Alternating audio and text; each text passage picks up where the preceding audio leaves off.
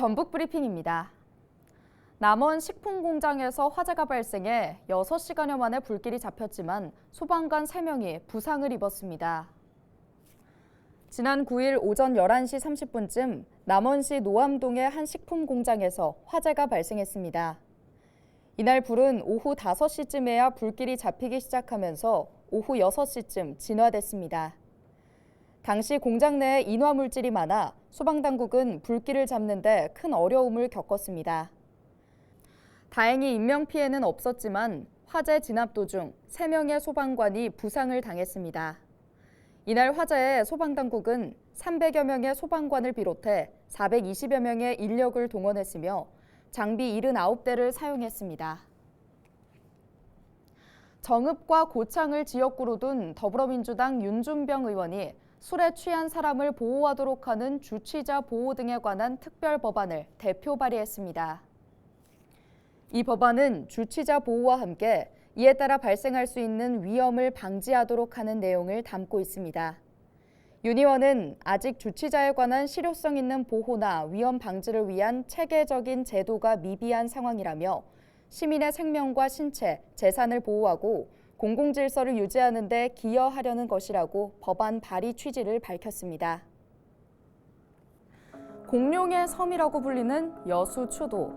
이곳엔 1,700여 개의 공룡 발자국이 곳곳에 분포돼 있는데요.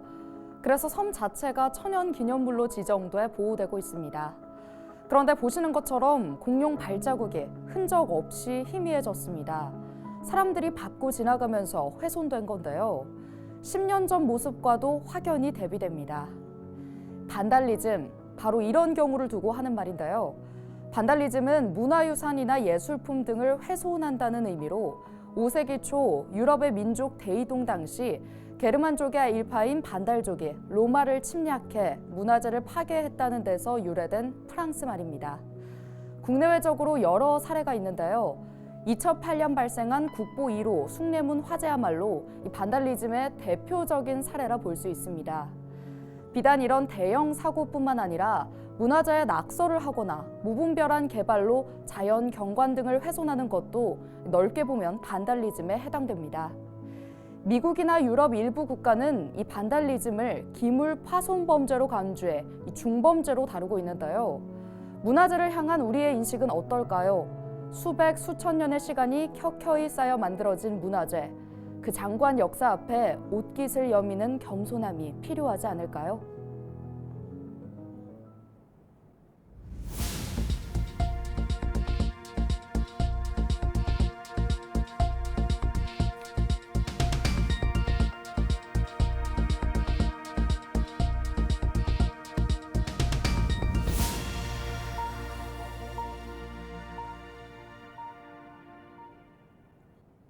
고창군이 인구 5만 명대 유지를 위해 사활을 걸었습니다.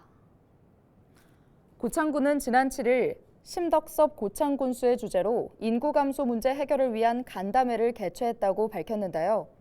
간담회에선 기업 유치로 대규모 일자리 창출과 비가림 재배 하우스 지원 비율 상향, 전입 축하금, 출산 장려금 지원 확대, 인구정책 총괄 전담팀 신설 등이 논의됐습니다. 고창 지역 인구는 6월 말 기준 5만 1,000여 명으로 지난 20년간 계속 감소하고 있습니다. 임실군은 올해 하반기 전기차 민간 보급 사업 신청을 받습니다. 임실군은 하반기에 10억 원을 들여 70세대에 대한 구매를 지원하는데요. 승용차의 경우 최대 1,380만 원, 전기화물차는 최대 1,900만 원, 전기 이륜차는 최대 300만 원을 보조해 줍니다.